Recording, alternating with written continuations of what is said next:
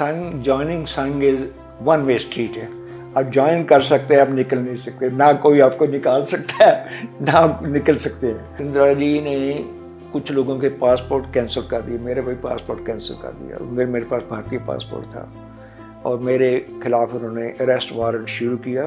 Biden को 72 से जानता हूँ, वो न्यू कैसल डेलावेयर के रहने वाले हैं। तो बाइडन में जब तक वो वाइस प्रेसिडेंट थे तो कई बार मिला मैं उनको। नरेंद्र जी संघ के थे, अटल जी संघ के, अडवाणी, सबको पता है। नमस्कार, हमारे इस विशेष कार्यक्रम में आपका बहुत बहुत स्वागत है। राष्ट्रीय स्वयंसेवक संघ की शाखाएं देश भर में लगती हैं। लाखों लोग वहां जाते हैं, अनुशासन सीखते हैं, नियम सीखते हैं, राष्ट्रवाद सीखते हैं। लेकिन जब यही आरएसएस के स्वयंसेवक विदेशों में जाते हैं तो वहां उनकी क्या भूमिका होती है, ये सब कुछ हम जानते हैं। हमारे साथ आज मौजूद हैं जितेंद्र कुमार जी, जो कि 8 दशकों से यानी बाल्यकाल से स्वयंसेवक हैं, जो भारत में पैदा जरूर हुए लेकिन इन्होंने आरएसएस की शाखाओं को विदेशों तक फैलाया है। आज हम आपको बताएंगे कि किस तरह से उनके सामने चुनौतियां आई और किस तरह उनसे निपटते हुए आज देश नहीं बल्कि दुनिया के कोने कोने में कई देशों में इन्होंने आरएसएस की शाखाएं भी खोली। जितेंद्र जी, आपका बहुत बहुत स्वागत है। और आपका बहुत धन्यवाद कि आपने मुझे यहाँ बुलाया। और भारत में आने का मुझे काफ़ी इच्छा रहती है और यहाँ अभी भी मेरे एक संपर्क हैं संघ के साथ, बाकी लोगों के साथ। धन्यवाद आपका। नमस्कार सबको। जी, पहले तो मैं आपसे ये जानना चाहूंगी, अभी आप इतने काफी टाइम बाद भारत भी आए हुए हैं, लेकिन अगर आप संघ से हम बात करें, जुड़े थे, बाल्यकाल के आप स्वयं सेवक हैं, कैसे संघ की तरफ आपका झुकाव हुआ और कैसे आप जुड़े संघ से? मैं रावलपिंडी में पैदा हुआ था 1940 में। उन हमारे घर के साथ एक प्लॉट था खाली मेरे पिताजी का, वहाँ शाखा लगनी शुरू हुई। पहले मेरे चाचा जी संसेक बने, फिर अपने राजेश तुली, उनके पिताजी वेद प्रकाश तुली, वो संसेक बने। फिर जब मैं 5 वर्ष का हुआ फिर मैं वहाँ संसेक बना। फिर भारत आने के बाद यहाँ शाखा में करोलबाग में अदमन खां पार्क में शाखा जाता था और 1955 में मैंने प्रथम वर्ष ओटीसी किया। 1958 में मैं द्वितीय वर्ष किया। 1963 में मैं तृतीय वर्ष किया। उसके बाद 65 में मैं पहले फ्रांस गया, 66 में बर्कले गया, यूनिवर्सिटी कैलिफोर्निया बर्कले। एक कहते हैं ना कि वंस अ स्वयं सेवक ऑलवेज अ स्वयं सेवक। जब आप विदेश में चले गए, वहां पर एक स्वयं सेवक के तौर पे उन्हीं सारे नियमों को, अनुशासन को पालन करना, उसी राष्ट्रवाद को लेकर चलना, यानी वैसे तो कहा जाता है जैसा देश वैसा भेष, लेकिन विदेश में रहकर अपने देश के राष्ट्रवाद को जीवित रखना क्या चैलेंजिंग था, चुनौतियां थी? मेरा कहना है संघ, जॉइनिंग संघ इज वन वे स्ट्रीट है। आप ज्वाइन कर सकते हैं, आप निकल नहीं सकते, ना कोई आपको निकाल सकता है ना आप निकल सकते हैं। तो मैं, आपने पूछा 5 वर्ष का मैं संसेक था, एक और रोचक बात आपको बताता हूँ। काफ़ी वर्ष पहले केपीएस गिल जो पुलिस चीफ होते, उनसे मेरे संपर्क हुआ। तो बात चल रही थी तो उसको पता था मैं संसेक हूँ। कहता आपको पता है जितेंद्र जी, मोंटगोमरी एक शहर है रावलपिंडी के पास पाकिस्तान में, वहाँ पहली शाखा का मैं पहला संसेक था। पहले दिन शाखा के समय या प्रचारक थे और एक मैं पहला संसेक सिख था तब। तो मैं संसेक रहा हूँ कि बहुत कम लोगों को पता है कि वो संघ का, ये उसने स्वयं बताया मुझे। कमिंग बैक टू, पहले मैं फ्रांस गया। जब मैं फ्रांस में था तो वहाँ सुदर्शन जी के छोटे भाई थे, रमेश जी होते थे, वो भी विद्यार्थी थे वहाँ।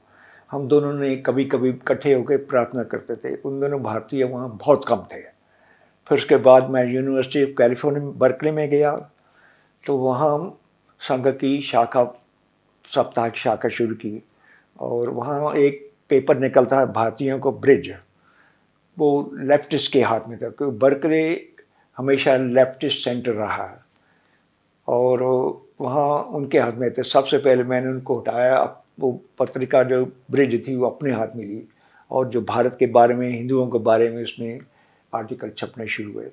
उसके बाद डॉक्टर मनोज शिंदे, नंदा जी भी थे वहाँ। नंदा जी मेरे से पहले गए थे लेकिन वो अपना, उनका अपना रहता था। असली काम जब शुरू हुआ, सबसे पहले हमने विश्व हिंदू परिषद का काम शुरू किया, फिर उसके बाद डॉक्टर मनोहर शिंदे आया, तब फिर संघ की शाखा तब से बड़ी, उन्होंने सारा टाइम संघ के।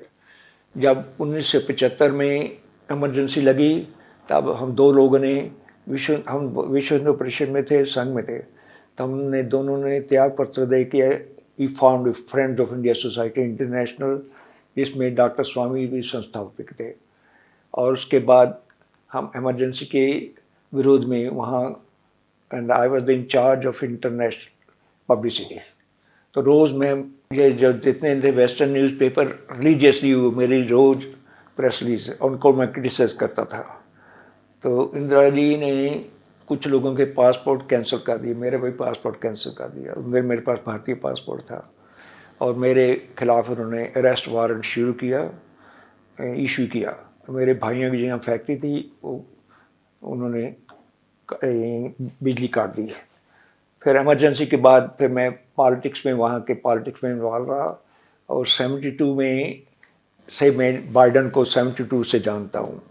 वो न्यू कैसल डेलावेयर के रहने वाले हैं। तो बाइडन में जब तक वो वाइस प्रेसिडेंट थे तो कई बार मिला मैं उनको, वाइस प्रेसिडेंट के बाद फिर मुश्किल हो जाती है।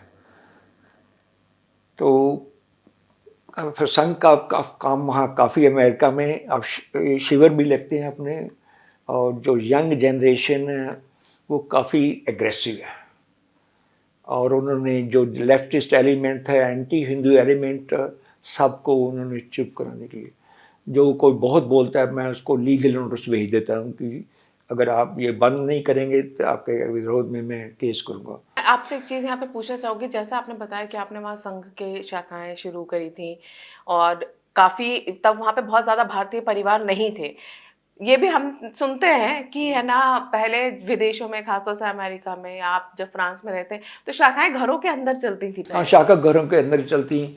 अब अधिकतर या तो मंदिरों में रहती है, या जैसे वाशिंगटन में जो हमारे मैरीलैंड में वो स्कूल का जिम्नेजियम है तो वो वहाँ लगाते हैं। कई जगह स्कूलों के में लगाते हैं, कई जगह मंदिरों में लगाते हैं, कई पहले घरों में लगाते थे। मेरे घर में लगती या मेरे ऑफिस में लगती थी, मेरे पास ऑफिस था वहाँ काफ़ी खुला था, तो उसमें भी लगाते थे शाखा। आपने एक चीज़ और बोली कि जो आज की जनरेशन है, जो यंग जनरेशन है, वो थोड़ी अग्रेसिव है, और विदेशों में भी जो संघ को अब वो ज्वाइन करते हैं, संघ को समझते हैं और साथ में सहयोग भी करते हैं। आप हमेशा से ही स्वयं सेवक रहे हैं, तो 65 में आप विदेश चले गए थे। 65 में और आज 2023 में, तब की जनरेशन में और अब की जनरेशन में ये अंतर क्यों? क्योंकि तब कहा जाता था थोड़े से डिफेंसिव रहते थे हिंदूज। तो यू हैव, अब जो बच्चे जो नए हैं दे आर गेटिंग एग्रेसिव, उसके बिना वहाँ अमेरिका में काम नहीं चल सकता। तो वो पहले छेड़ते थे, वाइट बुलीज करते थे, अब वो काफ़ी कम हो गया। जिस तरह से वो ब्लैक्स को बुली करते रहे हैं, तो वहाँ हिंदुओं को लेके वो जो वाइट्स हैं उनकी क्या सोच है? जो हिंदूज हैं अमेरिका में जो रहते हैं, उनको लेकर क्या सोच है? क्या उसी तरह की सोच है जैसे ब्लैक्स को लेके उनकी सोच? नहीं, अब काफ़ी, क्योंकि हिंदू वहाँ काफ़ी अच्छी पोजीशन में है, फिर काफ़ी डॉक्टर हैं। जब भी सबसे बड़ी जो लॉबी है वहाँ हिंदुओं की जो है, बिजनेसमैन ऑफ कोर्स, जो अपने जहाँ से जाते गुरु वगैरह या डॉक्टर्स हैं। काफ़ी कांग्रेसमैन के, वाइट हाउस के हिंदू डॉक्टर रह चुके हैं। तो काफ़ी साल पहले की बात के कहता है, how can I vote, congressman तो मुझे मिले, how can I vote, my doctor is Hindu, he will kill me if I vote against India. तो अभी काफ़ी चेंज हो गया परसेप्शन। अब इनफैक्ट ज्यूज के विरोध में ज़्यादा है। आरएसएस को लेकर क्या सोचते हैं वो लोग? आरएसएस को लेकर क्या सोचते हैं? राष्ट्रीय स्वयंसेवक संघ जो वहाँ पे अब इतना एक्टिव रहता है, उनको लेके उनकी क्या सोच है? वहाँ काफ़ी चला था कि आरएसएस को बैन करो, यहाँ आरएसएस को डिक्लेयर टेररिस्ट ऑर्गेनाइजेशन। तो मैंने एक अमेरिकन जो वाइट हाउस में काम, मैंने कहा तुम कैसे को सोच रहे थे? कहता no, this is all nonsense. तो मैंने अपने कुछ लोग घबराए, मैं घबरा किया है तो I take them to court, because मेरा कोर्ट से वहाँ काफ़ी है। I testify as an expert witness. I know most of the big law firms there. So उसमें अब काफ़ी कम है।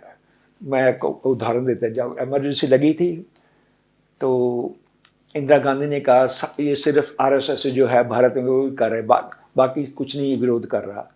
तो कैनेडी ने एक स्टेटमेंट दिया आरएसएस के अगेंस्ट, टेडी कैनेडी थी। मैं उससे मिलने गया, मैं did you issue the statement, कहते यस बिकॉज आरएसएस। मैं कहा हाउ डू यू नो, कहते एम्बेसी टोल्ड मी। कहा यू बिलीव देम? मैंने कहा look I belong to RSS. कहता है if you belong to RSS then it must be terrorist organisation. तो उसके बाद उसने कोई स्टेटमेंट नहीं दिया। तो उस तरह वो रहते हैं। भी अब ऐसा नहीं है, अब एक्सेप्टेंस का, ये नहीं कि फुली एक्सेप्टेंस, नहीं ऐसी नहीं है। अभी भी थोड़ा सा होता है डिस्क्रिमिनेशन, और लेकिन इट्स मच बेटर नाउ, अभी काफ़ी अच्छा चल रहा है। जी, क्योंकि देखिए हमारे दो प्रधानमंत्री अटल बिहारी वाजपेयी जी हैं और आज मोदी जी हैं, दोनों ही आरएसएस बैकग्राउंड से रहे हैं। और आज जिस तरह से मोदी जी का कद इंटरनेशनल प्लेटफॉर्म पे हम देखते हैं, और वो भी आरएसएस के बैकग्राउंड से आने के बावजूद, तो उसका क्या इंटरनेशनल कम्युनिटी पे उसका असर पड़ता है, चाहे वो राजनीति का हो या वो सामाजिक तौर पे हो? अब सब एक्सेप्ट करते हैं। जब नरेंद्र जी का वीज़ा कैंसिल हुआ, मैं दिल्ली में था, तो अमेरिकन एम्बेसी ने मुझे फ़ोन करके कहा कि हम नरेंद्र जी का वीज़ा नामंजूर कर रहे हैं। मैंने नरेंद्र जी को फ़ोन किया, मैंने कहा आपको समाचार में कह नहीं। तो 20 मिनट के बाद उनका फ़ोन आया कि मुझे फैक्स आ गया है। उन दिन ईमेल वगैरह नहीं थी। मैंने कहा, उन्होंने मुझे कॉपी भेजी। Then he gave my name to सारे न्यूज़ मीडिया को। तो उस दिन सब न्यूज़ मीडिया में, जब मैं वापस गया मैंने लेटर पढ़ा, मतलब वीज़ा जो अमेरिकन काउंसिल है, he or she has full authority to deny the visa, but that person who wrote the letter, he made a stupid mistake, illegal। तो मैंने वापस गया, मैंने कुछ लोगों से बात की कि I file last suit against the department of justice, they issues visa. तो कुछ गुजराती ने पैसा देने के लिए। फिर कुछ दिन के बाद नरेंद्र जी का ईमेल आया कि रहने जी। मैंने सोचा मैंने भी सोचा, मैंने कहा why to raise this issue. तो मेरे पास उस पत्र की कापी अभी भी है। I may be the only one who had the copy of the letter, his visa denial. तो अब पहले था इंग्लैंड में, एक बार मार्गरेट थैचर जब प्राइम मिनिस्टर थी, तो संघ के कार्य में वो आई। पहला था 15 मिनट की प्रधानमंत्री थी, 1.5 घंटा बैठी रही वहाँ। She was so impressed, बाकी जो सब कार्य चल रहे थे, 1.5 घंटा वहाँ बैठी रही प्रधानमंत्री इंग्लैंड का। तो यस, कुछ लोग कहते, लेकिन ऐसा नहीं, अब नहीं ऐसा। नरेंद्र जी संघ के थे, अटल जी संघ के, अडवाणी, सबको पता है। और मैं तो सबसे पहले जहाँ जाता हूँ बताता, मैं संघ के संशय की बात करनी करो, नहीं करनी बात करो। अब बांग्लादेश में मैं 3 बार गया, तो वहाँ हिंदू काफ़ी दबे हुए थे और प्रोसिक्यूशन काफ़ी होता था, अभी है। तो वहाँ दूसरी बार गया, फिर वहाँ शाखा शुरू हुई। फिर 2-3 लोग मैंने यहाँ प्रवासी वो शिविर लगता है, विश्व शिविर लगता था, तो उसमें 2-3 कार्यकर्ता है। अब वो खड़े होकर उन्होंने संघ की शाखा शुरू की। अब 13-14 स्थानों पर संघ की शाखा लगती हैं। आपके मुझे पता है बांग्लादेश को लेके जो हमारे भारत में भी काफ़ी जिज्ञासा रहती है लोगों को, क्योंकि जो पिछले कुछ सालों से खबरें आती रही हैं, जो हम देखते रहते हैं कि वहाँ पे हिंदू मंदिर हैं या त्योहार जब आते हैं तो किस तरह से उनके ऊपर अत्याचार होते हैं। हम देखते हैं मंदिर वैंडलाइज किए जाते हैं हिंदुओं पे। अब ये जो आपने शाखा बनाई, आप बता रहे हैं कि वहाँ पर है, तो क्या आरएसएस के लोग उन लोगों को आप सपोर्ट करते हैं, क्योंकि माइनॉरिटी है वहाँ और दिन ब दिन सालों साल कम ही होते जा रहे हैं? नहीं, वो मैंने बताया, जैसे शाखाओं में फिजिकल ट्रेनिंग भी होनी चाहिए, और क्योंकि अभी समय लगेगा। और हिंदू अब पॉलिटिकल पार्टी बनाई है, 30 कॉन्स्टिट्यूएंसी ऐसे जिसमें हिंदू मेजॉरिटी में है, 20 कॉन्स्टिट्यूएंसी ऐसी जिसमें हिंदू कैन मेक डिफरेंस। तो मैंने कहा 20 मेंबर पार्लियामेंट में आपके आ जाते हैं, then I get you at least 2 cabinet positions. Bangladesh में? हाँ, अभी एक है। आप प्रधानमंत्री से मिले थे? तो हर कैबिनेट में 2-4 मेंबर पार्लियामेंट के नॉमिनेशन में दिलाता। दो पार्टियाँ हैं, एक तो जातीय पार्टी, इनके ये है अवामी लीग, और खलीदा बेगम की है एक बांग्ला नेशनल पार्टी।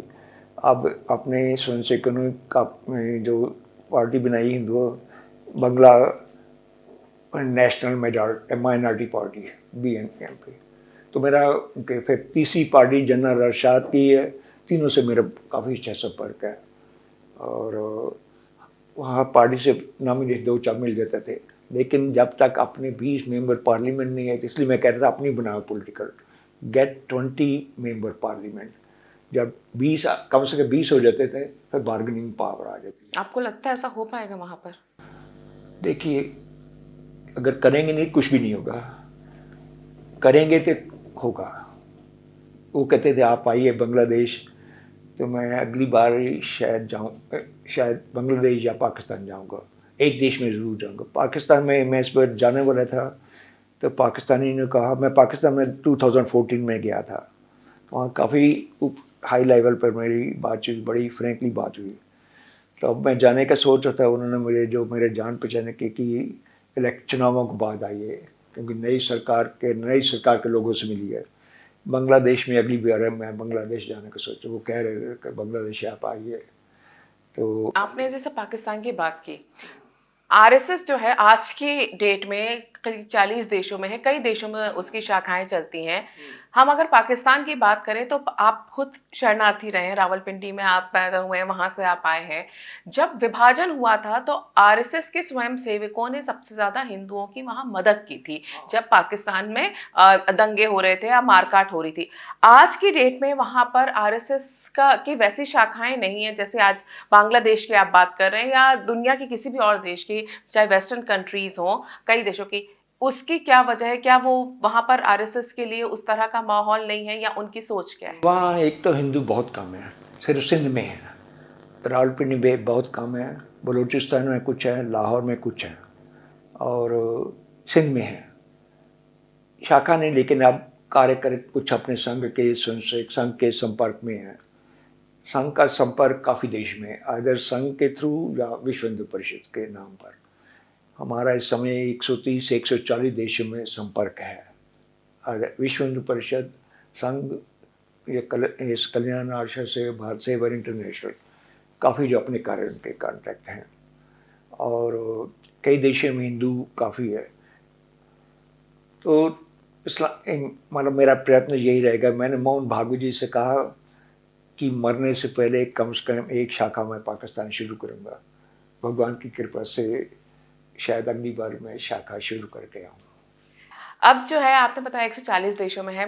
मोदी सरकार आने के बाद पिछले 8-9 सालों में भारत की विदेश नीति को आप किस तरह से देखते हैं, और जो आरएसएस है उसका जो प्रसार है पूरे दुनिया में, उसको आप किस तरह देखते हैं?